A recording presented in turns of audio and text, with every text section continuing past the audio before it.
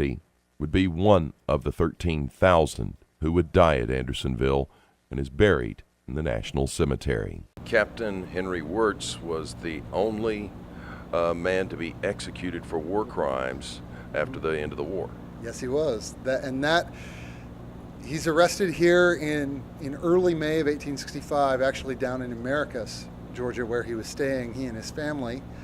And he's whisked, initially to Macon, to the headquarters of the military district here, and then on to Washington. And the fall of 1865 was a tense time in the United States. The Wirtz arrives in D.C. as the Lincoln conspirators are being tried, also by a military commission. And when that commission is finished, many of the same officers serve on the military commission that tries Wirtz. And that trial and its outcome are something, certainly another controversial component of our story.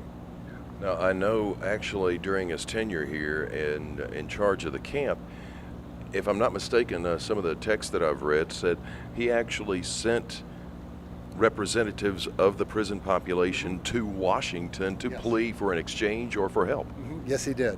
Yes, he did. And part of that story, the complicated components of it that are often overlooked, he, on the command structure here, he's essentially the lowest man on the totem pole. During most of the prison's operation, General John Winder is here, and he was responsible for establishing the prison at this location.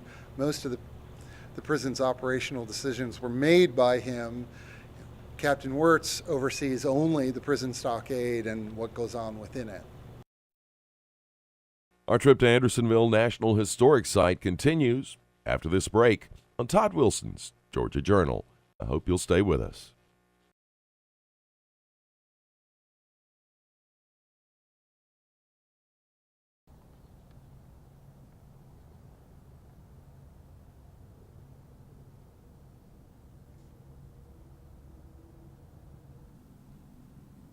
Welcome back to Todd Wilson's Georgia Journal and our trip to Andersonville National Historic Site. Along with the monuments and other sites here at Andersonville and the former site of Camp Sumter is the National POW Museum, which not only pays tribute to the men who were incarcerated here from the Union Army, it also pays homage to those who were held captive during all of the conflicts of our country, going back to the American Revolution and even until today. We're going to take a step inside and also learn more about the POW experience. 13 years ago, U.S. Congress added to the mission of Andersonville by creating the POW Museum. Its duty to provide an understanding of the overall prisoner of war story of the Civil War and to interpret the role of prisoner of war camps throughout history. To honor those Americans who died in such camps and preserve the monuments located in the site. The museum does all that and more. Ranger Leonard explains. When this place becomes a National Historic Site, a unit of the National Park Service in 1970, the United States Congress charges us in telling three stories. First and foremost, the physical story located here, preserving the site of the Andersonville prison, the Camp Sumter military prison, the National Cemetery. Secondly, we are a place to tell that overall story of prisoners of war and military prison camps during the American Civil War. So we address not simply what happened here, but the prison experience of both sides, prison management by both sides. And then finally, we are a memorial to prisoners of war throughout American history. Now, in reference to the POWs of the Civil War era, early in the war, they would often do exchanges. Mm-hmm. Yes, that exchange practice works very, very well over the first 2 years of the war and is formalized in 1862 into an elaborate system of exchanges where a captain could be worth 60 privates, and nearly every exchange system, because of course the enlisted men aren't as good or aren't equal to officers, and there's a whole lot more enlisted men than there are officers, and an extension of that, of course, once the Andersonville prison exists, this is a enlisted men's prison. Officers were not housed here. They were generally in this area housed at a prison site outside of Macon. A walk through the exhibits of the POW Museum will give in more detail the story of POWs not only at Andersonville, but of our service personnel who suffered in captivity during all of our nation's conflicts. Interactive displays show what the prisoners endured at the hands of their captors. Beyond more details on the prisoners at Camp Sumter, tribute is paid to our men and women who were held in the First World War.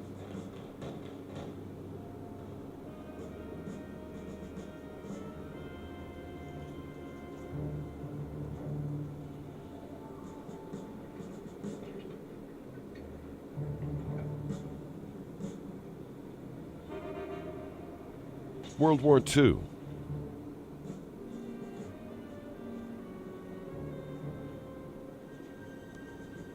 And the infamous Bataan Death March.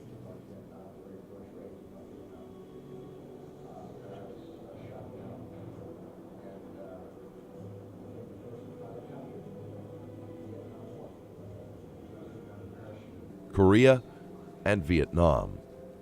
The experience of the prisoners and their families back home were also documented in their own words. My real objective was to get out of there, go home. When you were tortured very heavily, very severely, they would put you on public display because they know the word would get out that you were tortured and they show the world that you're okay. And that's why I went to this Christmas church service was to be filmed. And there was a man in that film that was unidentified. The name he thought might be Red. It was almost like a nightmare. As you went back and forth and trying to get out of those issues. Believed he was being tortured, probably being tortured. And there was nothing he could do about that. I'm not sure which is easier, actually, to wonder if somebody's dead or alive, or to know that he's alive and suffering. I recognize Larry. Exhibits also include care packages,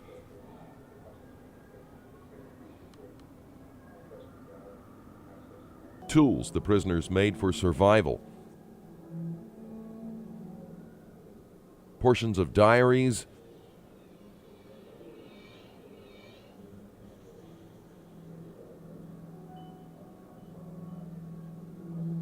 from the Vietnam era, a detailed list of instructions from the captors on how prisoners were expected to behave.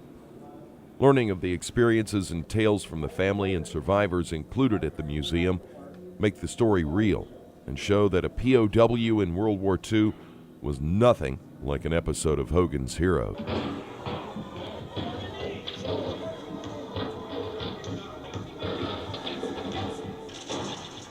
The museum also features a database for visitors to look up relatives who were held at the Civil War camp or who served there as guards. Also listed is a graves registration for locating family or friends who may have been buried during the war or since the creation of the National Cemetery.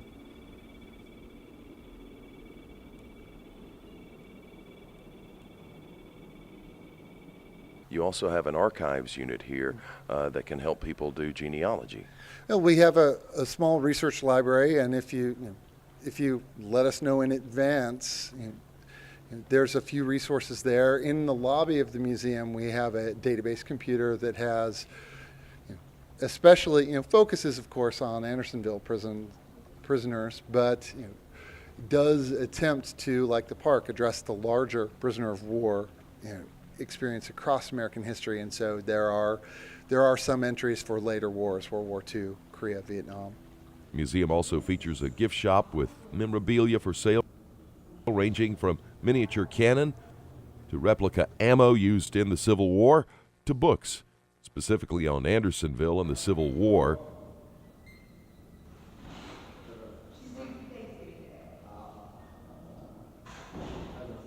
to works on or written by POW survivors themselves. What do you hope that people who visit here at the POW Museum and the cemetery and the former prison site take away from their experiences? Probably in the most distilled to its fundamental truth, this story here, as bad as this one place is, the message that the museum certainly tries to convey is this is not an isolated moment in our nation's history. In every conflict this nation has fought, servicemen and women have been taken captive. This nation has taken captives. And so this is not an isolated moment. This experience is not an isolated experience. And prisoners of war of the Second World War or of Vietnam, those are totally different experiences than the American Civil War, but they have an understanding of what took place here and what took place in the Civil War among the prisoners of war that the rest of us simply won't. More of Todd Wilson's Georgia Journal continues in our visit to Andersonville after this break. I hope you'll stay tuned.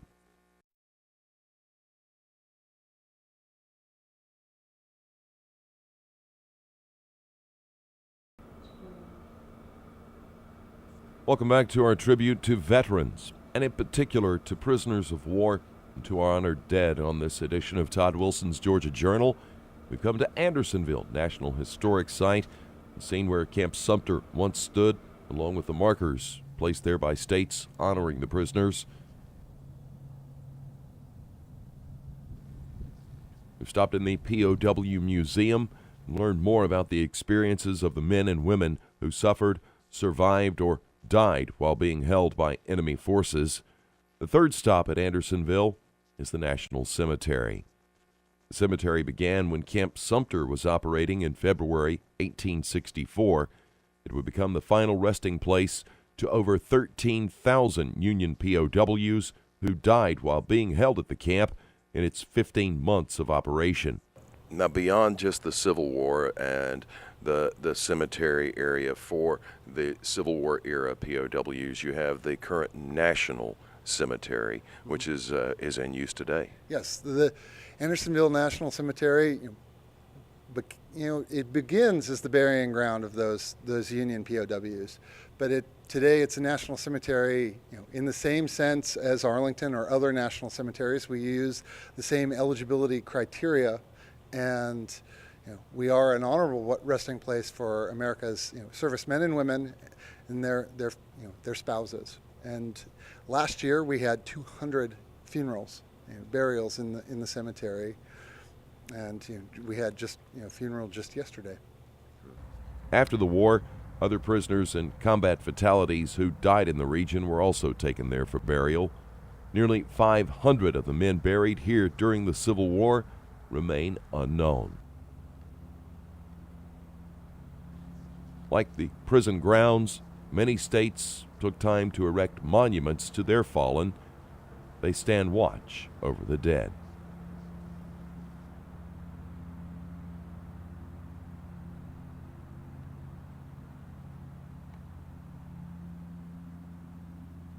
The Illinois Monument has the words of President Abraham Lincoln etched in stone from his famous Gettysburg Address.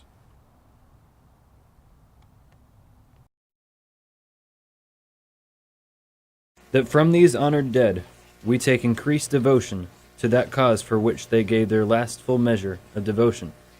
That we here highly resolve that these dead shall not have died in vain, that this nation, under God, shall have a new birth of freedom, and that government of the people, by the people, for the people, shall not perish from the earth.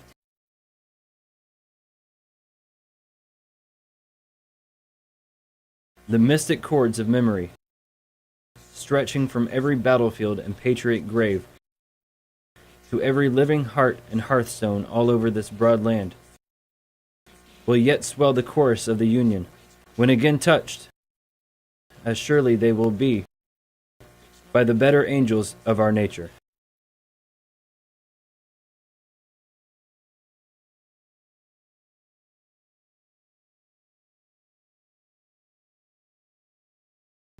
At the entrance to the National Cemetery, you'll find the Georgia Monument. It was sculpted by William J. Thompson as a tribute to all American POWs. Thompson, a renowned artist from Georgia who created the stirring image at Andersonville, The statue of Richard B. Russell you'll find outside our state capitol, and even a statue of Charles Lindbergh, which is located at Southern Airfield in Americus. Thompson was also an art instructor at the University of Georgia until he retired in 1989.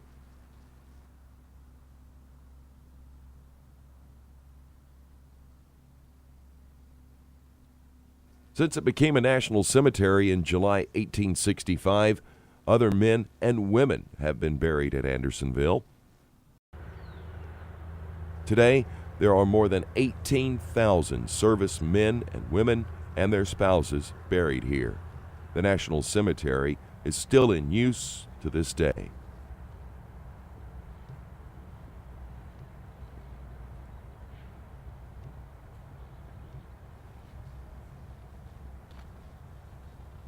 The fallen heroes, POWs, and MIAs are remembered each day at Andersonville and at other national cemeteries.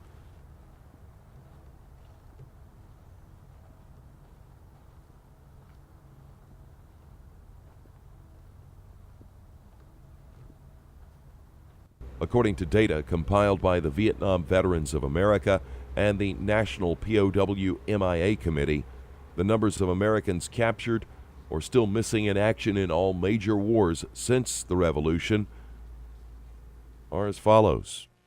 The Revolutionary War saw over 18,000 men taken prisoner. The War of 1812, around 20,000 U.S. POWs. The Civil War, with the U.S. and Confederate forces totaling over 409,000 taken prisoner. The First World War saw 7,000 or more doughboys taken prisoner by the enemy. In World War II, a staggering number, over 124,000. Korea, over 7,000. And in Vietnam, 766. Another troubling number, those still missing in action, that number is over 43,000. Over 30,000 of them from World War II alone.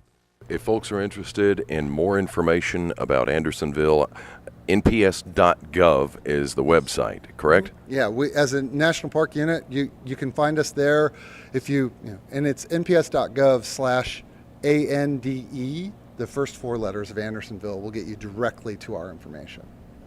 Any comments from school children who come here, or the school field trips that come?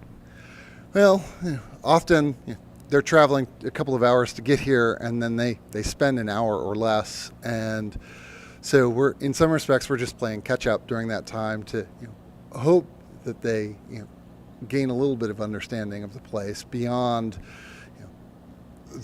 everybody likes a gory story, and certainly there are elements of that here, but there to me, having spoke with teachers over the weekend, this is a story of resilience, perseverance, honor, and sacrifice. And if we can just begin to instill that in visiting students, they're coming away with the right things out of a visit here.